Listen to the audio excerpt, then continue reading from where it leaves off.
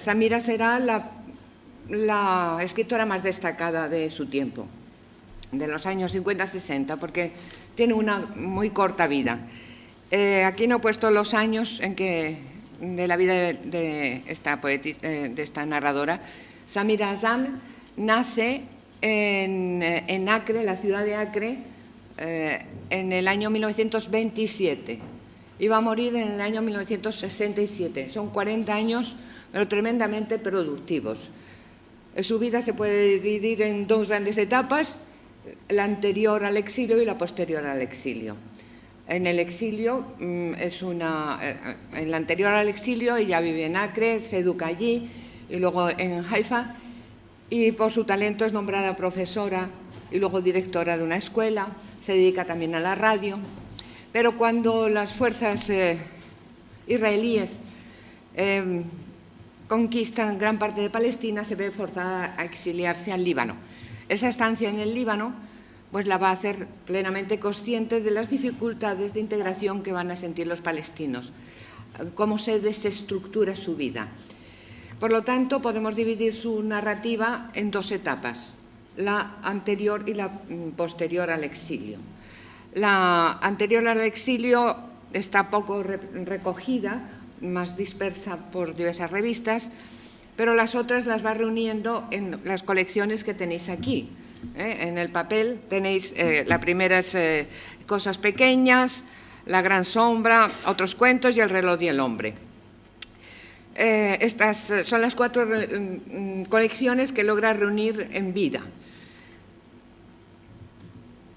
Estas colecciones las reúne mientras está ya en el exilio, moviéndose entre el Líbano, Irak y Chipre. Se casa con otro palestino, no tienen hijos, y se dedica a la escritura y a la enseñanza y sobre todo a la radio, con un programa que se llama El Rincón de la Mujer. O sea que los temas de mujer le interesan muchísimo. Después, a última hora, emprende la escritura de una novela. Es su primera irrupción en el campo de la novela, en Sinaí sin fronteras, pero la muerte le sorprende antes de que la pueda acabar. Posteriormente se han reunido relatos suyos, algunos que son microcuentos, con lo cual también introduce el microcuento dentro de la narrativa palestina, y en otros va recogiendo textos, relatos inacabados. Bien, entonces en esta vida de exilio, que se mueve, como he dicho, entre varios países, se traslada 19 veces, va buscando una forma de asentarse, pero que refleja muy bien cuál es la sensación del palestino desarraigado a la fuerza de su tierra, pues nos va a ofrecer multitud de facetas de esa sociedad palestina. Aquí he reunido fragmentos significativos de, no sé si 10 o 11 cuentos, 11 relatos, que bueno, vamos a leer los que podamos porque no va a dar tiempo a todos, pero luego ya los podéis leer tranquilamente en casa. En cambio, si los ponía en PowerPoint era muy difícil que os lo llevaseis, ¿no? El primero, Quiero agua, trata de la diferencia que hay entre el hombre y la mujer en la sociedad palestina. El nacimiento de un niño alegra a una familia, una niña es una carga. Y entonces, y además, bueno, la consideración de la mujer como impura si tiene la menstruación. Con lo cual, vemos, la protagonista es una niña que está en un colegio y le sorprende allí su primera menstruación. No había podido hablar con su madre, nadie le había preparado. Una compañera que la ve con la falda manchada se ríe de ella y le dice que se vaya a la monja y que le diga que ella no es una niña. Entonces considera que es una desgracia ser mujer. Y eso que descubre en la toilette la deja absolutamente desconcertada. Además, le llega la carta de su familia diciendo que su hermano, el único hijo varón de la familia, ha enfermado de tifus. Entonces tenemos aquí el primer párrafo que nos indica esa valoración del hombre y la mujer. Farid era el único varón de la familia y ella sabía cuánto significaba para su madre, su padre, las solteras y ancianas de la familia. antes de que él naciera, no había captado lo que significaba para una familia ser bendecida con el nacimiento de un niño. No lo había captado hasta que vio sacrificar un cordero en el umbral después de que su tía, gorjeando de alegría, abriera la puerta de la habitación donde su madre había dado a luz. No hasta que vio la sonrisa que estallaba en el rostro de su abuela, una sonrisa que su gran boca no pudo contener incluso cuando empezó a dar profusas gracias a Dios. Esta es la importancia del varón y vamos a ver luego en otro relato que hay una referencia a esta importancia. Entonces, ella, la enfermedad de su hermano cree que se debe a que ella ha pecado. Y vamos a leer ese párrafo.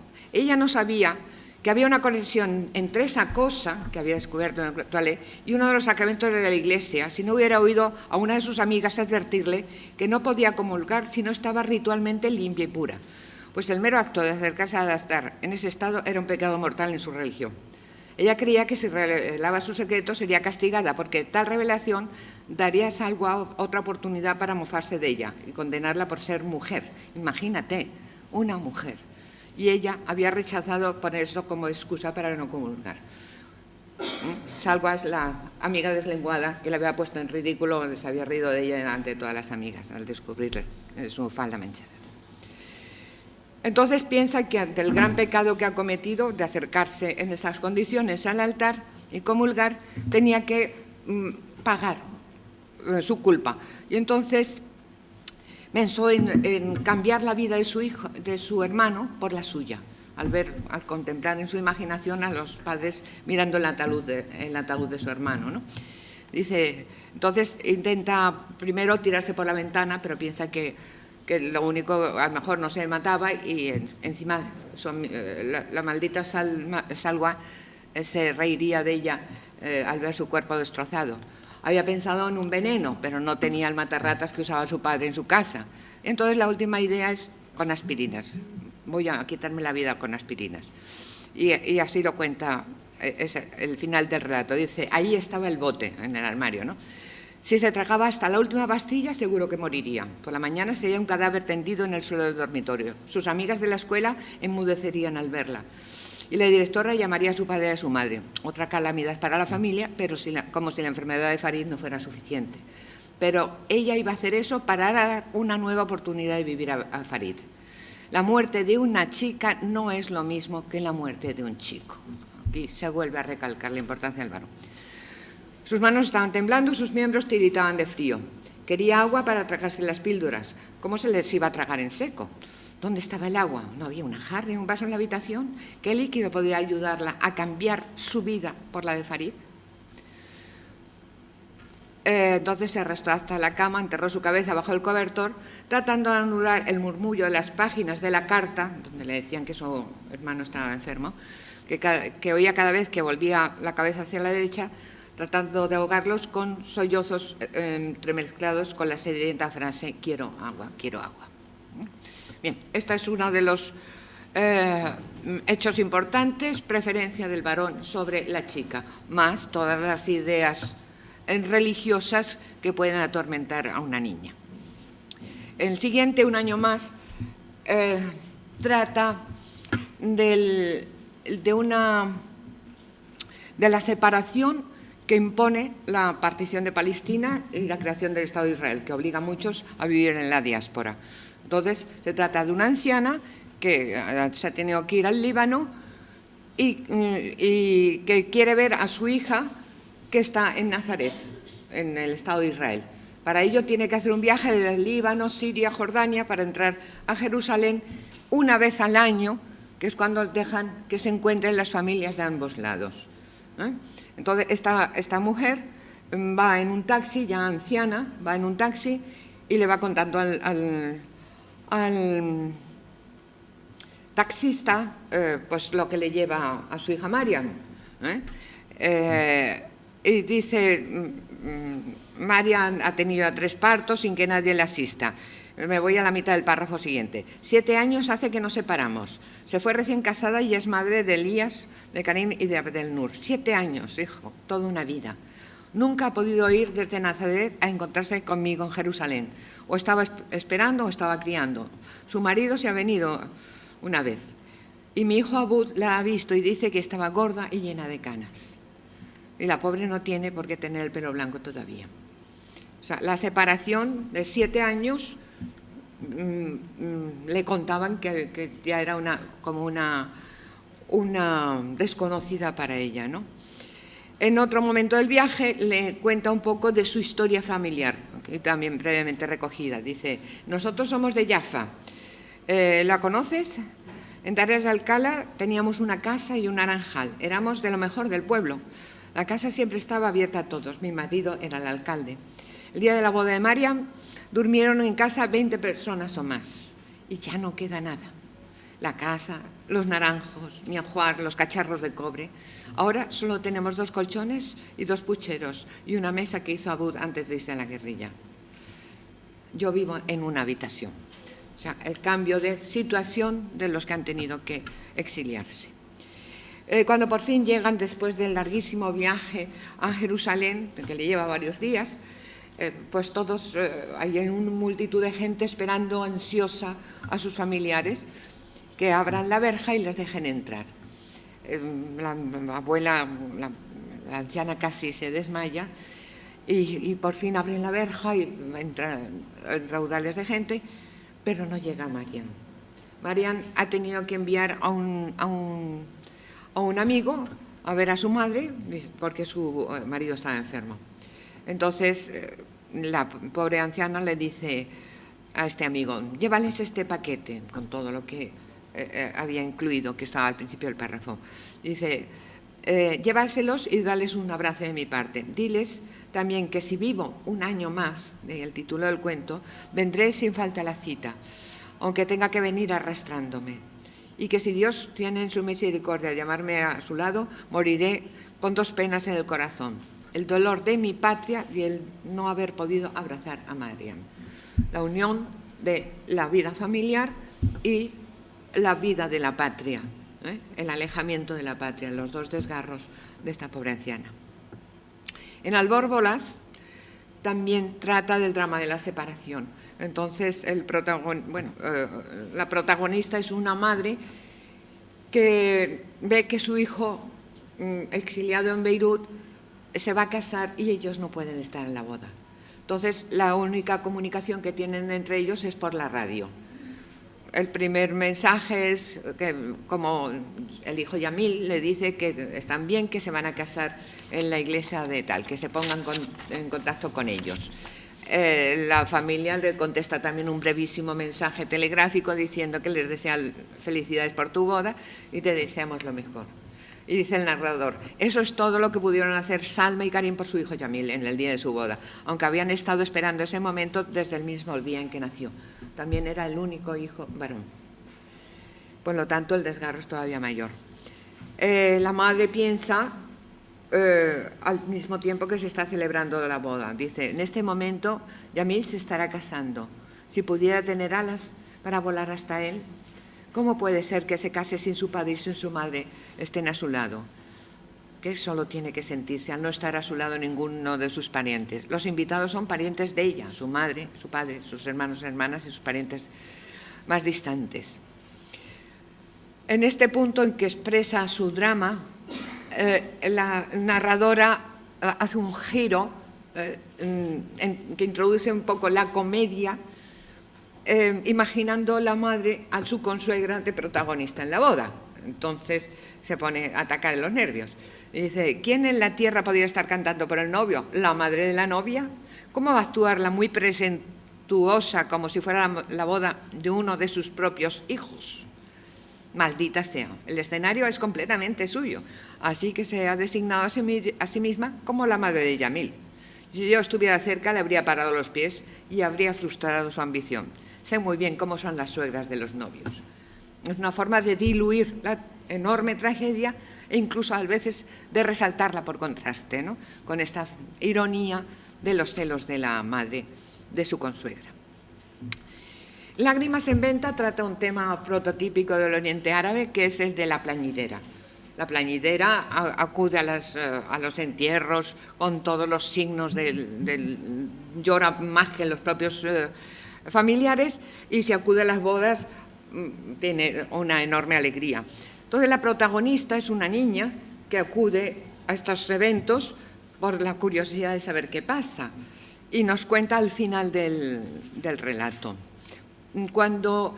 Porque esta mujer, que gana mucho dinero, lo va a dedicar a casar a su única hija, a Masuda. Es lo que está deseando. Sin embargo, su hija muere de tifus. Y entonces, cuando muere esa hija, dice la narradora, la niña narradora, dice: llevada por la curiosidad y la compasión, fui a casa de Hasna. Hasna es la plañidera, con el grupo de mujeres que iban a devolverle un poco de lo que le debían en llantos y lamentos. O sea, se considera que los llantos de la plañidera son un regalo hacia la familia del novio, del muerto. Dice: yo buscaba ver el rostro de Hasna por encima de las cabezas, y mi sorpresa fue grande al ver que ella no lloraba. Triste, silenciosa, miraba fijamente al suelo en un rincón de la habitación. No se había liado la banda negra en la cabeza, no había teñido de azul su rostro, no se golpeaba las mejillas, no se desgarraba los vestidos. Por primera vez me encontré ante una persona que no simulaba sus sentimientos. Estaba viendo el rostro de un ser que sufría y estaba a punto de morir. Dolor mudo que solo conoce quien lo ha probado. Algunas mujeres quisieron sollozar y lanzar gritos, o sea, hacerle el mismo regalo.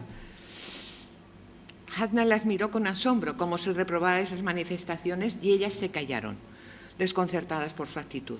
Cuando los hombres fueron a levantar el cuerpo de la pequeña Masuda, la única criatura que le había dado ocasión para expresar sentimientos no simulados, Hasna no lanzó aullidos ni desgarró sus vestidos, sino que los miró con ojos extraviados y le siguió a la helada mientras se dirigían a la mezquita, luego al cementerio. Allí se contentó con tenderse en la tierra y colocar la cabeza en el suelo, siguiendo durante horas echada sobre ese polvo al que había sido confiado el cuerpecito de su hija. La gente volvió al funeral haciendo toda clase de cábalas sobre Hasna. Unos sostenían que se había vuelto loca o que actuaba como los cuerdos. Otros decían que ya no le quedaban lágrimas que verter al haberlas gastado en los entierros de otros. E incluso hubo quienes dijeron que no había llorado porque no iba a recibir nada. Y fueron pocos, quizás la conclusión de la niña, los que comprendieron que Hasna no había conocido el dolor hasta el momento en que había dejado de comerciar con sus lágrimas. El siguiente relato, todos estos van un poco en orden cronológico no he puesto las colecciones a las que pertenecen. El destino es la boda de una jovencita, casi niña, tras un matrimonio concertado por sus padres. Y lo que es la palabra destino en la cultura árabe. El destino, o está escrito, es algo ante lo que nadie puede rebelarse, ¿no? Entonces dice, cuando su padre la entrega a su futuro marido a la puerta de la iglesia para casarse, dice: ella había venido a jurar ante Dios y los hombres, ante ese hombre que estaba de pie junto a ella, ser una esposa fiel. ¿Era eso lo que ella quería verdaderamente? Dividida entre el sí de conveniencia y el no que le quemaba los labios, para expresar su debilidad ante esta extraña fuerza de su madre y sus amigas, había que apelar al destino, que era lo que decían sus madres. Antes, en el colegio, había excluido esa expresión retrógrada de su vocabulario. Ella, al menos, no era de esa escuela del destino. El destino no es más que el opio para la voluntad. Pero podía de verdad rebelarse contra el destino, que hasta entonces le había impedido la menor resistencia, la menor prueba de su existencia y su libertad. Lo más asombroso es que diría no. Es que no diría no. ¿Por qué? En el sí había una voluntad positiva en que se encuentra un espíritu de aceptación, de abandono, de deseo. Pero en su sí no tendría ninguno de esos valores positivos. Sería sí y nada más. Bueno, el caso es que luego expresa cómo su padre y su madre tienen esa mentalidad anticuada y creen que eso es lo mejor para ella, y sin embargo dice: su hija quería un marido totalmente diferente, quería que fuera un poco mayor que ella, sabría de memoria 1000 poemas de amor, le gustarían sus acuarelas, aceptaría ceñirse un delantal para ayudarla a hacer un pastel de naranja o tortilla de patata, y la abrazaría cada 10 minutos. Así se representaba el hombre de su vida. Bien, el caso es que al final dice no, pero nadie escucha el no, o el siguiente párrafo. No será para Shakur es la reacción de un hombre que fabrica ataúdes y que su reacción cuando puede ser uno estar destinado a su propio hijo Shakur. Entonces, al principio vemos un párrafo en cómo entra a los 12 años de aprendiz en la tienda de su tío y cómo le dice, venga, rapaz, para adentro, que ya te morirás cuando te llegue la hora, y si no, tampoco se ha perdido nada en este mundo, ¿no? Entonces, él entra, lo frecuenta y llega un momento en que ya se vuelve insensible ante el tema y lo vive con total naturalidad. A continuación hay un párrafo en que nos dice cómo actúa durante 25 años, tranquilamente tomando su café, dando órdenes, guarda este ataúd para este porque pronto van a venir porque se ha puesto enfermo y el ataúd adecuado es este, ¿no? Al final, cuando se entera de la enfermedad de su hijo, y una promesa que ha hecho su esposa, la Virgen, de que dejaría el negocio de los ataúdes, él cambia la tienda, la funeraria, por una tienda para camas y sillas, y se dirige a su taller por última vez y allí ve el ataúd que estaba destinado para su hijo. Y entonces lo destroza, ¿no? Lleno de ira, diciendo no será jamás para Shakur. El pan del sacrificio es otro relato en que la resistencia palestina la comparte la mujer. El hombre más en el oficio en la defensa de las armas, y la mujer enfermera en el hospital, y que, bueno, se enamoran el guerrillero y la enfermera, pero la enfermera al final muere y el pan que les llevaba se empapa de su sangre. Y el último párrafo, en que él decide, para que sus hombres extenuados puedan continuar la lucha, decide que coman ese pan empapado de su sangre, una especie de comunión en que el sacrificio de la enfermera Suad puede devolverles la vida y que continúen luchando por su patria y por su país, que es por lo que ella había luchado. Entonces, esta es su heroína. Obsesiones es un orfanato en que los niños tienen que ir a los entierros de los ricos de la ciudad que pagan el orfanato. Entonces vemos el primer párrafo, cómo se viste la niña y cómo las niñas solo traspasaban la puerta del orfanato cuando alguien moría fuera, y el horror y la comparación entre la muerte de su madre, en que ella había sentido que su madre no había muerto, y el horror de tener que permanecer en la cabecera del muerto de ese día y contemplar ese espectáculo que la llenaba de horror, ¿no? El por qué él los ama, nos quedan 3 cuentecillos. Por qué él los ama es un relato sobre un campo de refugiados palestinos en el Líbano y cómo la UNRWA, que es la que se encarga de esos campos, lo dirigen de una forma burocrática, existen robos, violaciones, muertes, y realmente uno de los personajes decide incendiar, ante un robo de comida en el almacén, decide incendiarlo para que la gente se rebele. Es ese pequeñísimo párrafo. Palestino es el problema de integración de los palestinos en sus lugares de origen. Tienen que pagar una cantidad, porque si no son meramente palestinos, no tienen nombre.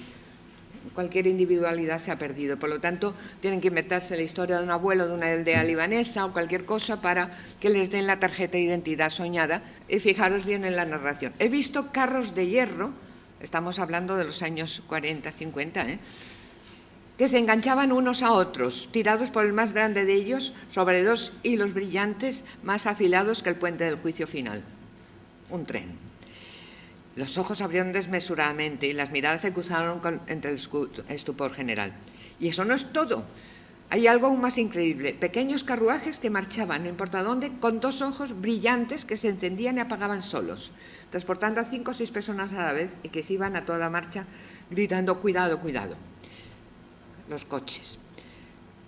Eso era demasiado para la pobre tía, que exclamó con la cafetera en la mano. «Mi pequeño Radi, estás fantaseando, tengo miedo de que...» «Pero tía, por tu vida, no estoy diciendo más que la verdad. Y eso no es todo. He visto un pájaro inmenso, más grande que el ave rock, cuyo grito estremecía a todo el país y creíamos que el cielo se abatía sobre nosotros».